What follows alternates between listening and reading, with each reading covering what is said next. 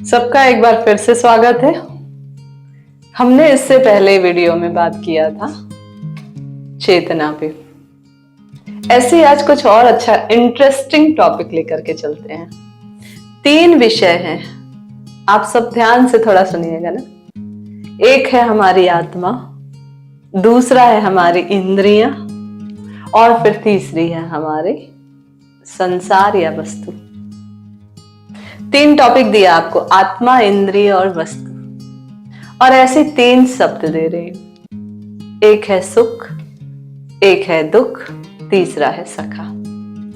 तीनों में क्या समानता है, क्या भिन्नता है, थोड़ा सोचते हैं और किस तरह हम इसमें उलझे हैं, इसको देखते हैं। तो सुख, दुख और सखा ये 3 शब्द है। इसमें आप लोग जल्दी से दिमाग लगाइए, क्या समानता है?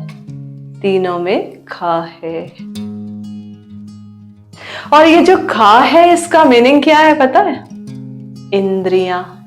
जो मैंने 3 टॉपिक दिया उसी का एक पॉइंट है इंद्रियां।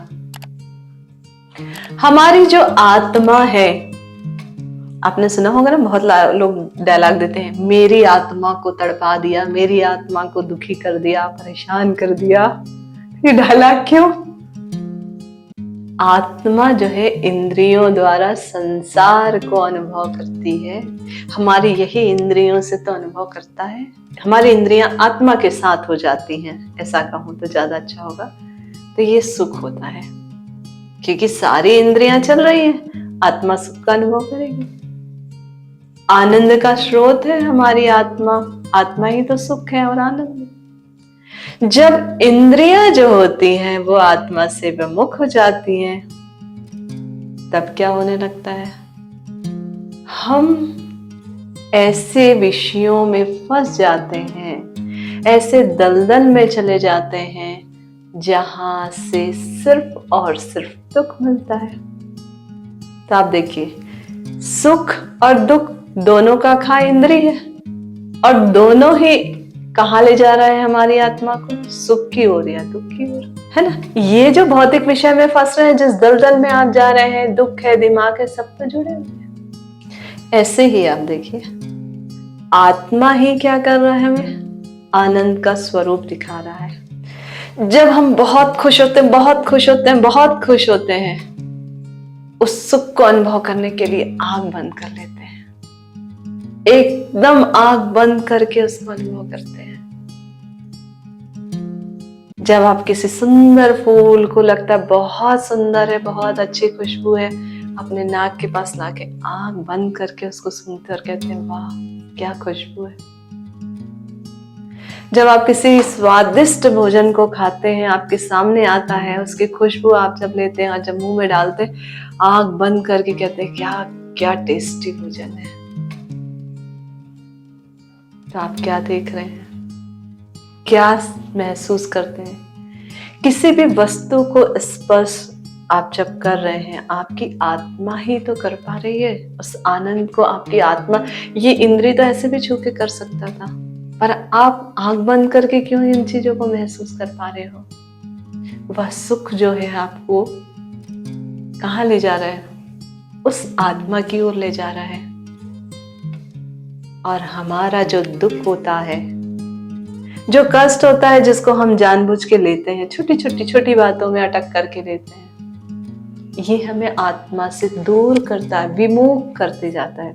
दुख का केवल यही अर्थ है कि हम जो है अपरिवर्तनशील आत्मा पर केंद्रित होने के बदले, हमारी आत्मा अपरिवर्तनशील है ना, उस पे हम फोकस नहीं करते हैं।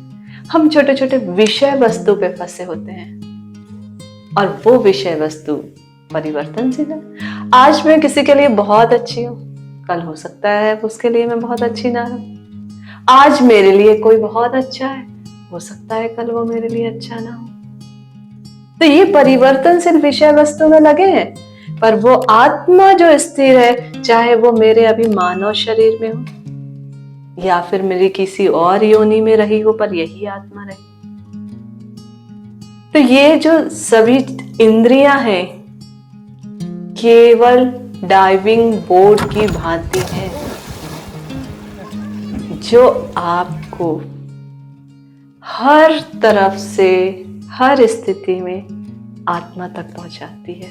ऐसे ही हम बात करते हैं सखा। सुख और दुख की बात कर लिए, 3 शब्द दिए मैंने, है ना। सखा, सखा का अर्थ क्या है? वह ही इंद्री है। सखा का मीनिंग जो हमारी इंद्रियां बन गई हैं, जो आपकी इंद्रियां हैं,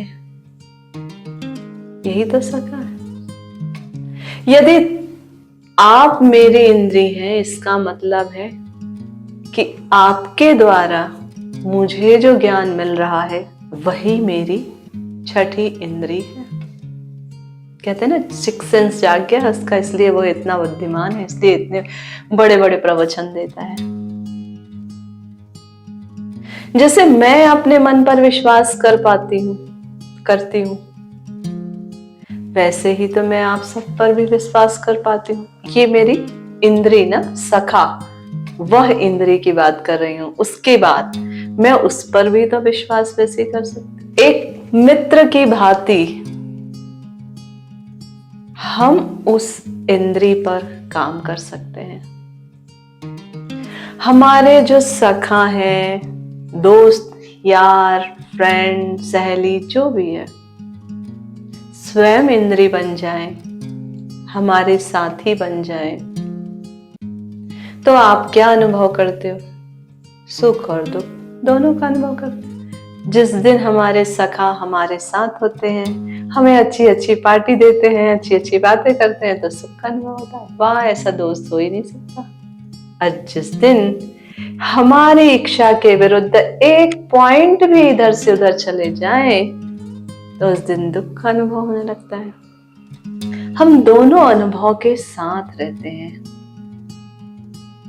तो सखा क्या है, एक बार हम इसको अच्छे से समझें। जो हमारे आत्म स्थित होता है, हमारे अंदर है, आत्म स्थित है, वो सखा है।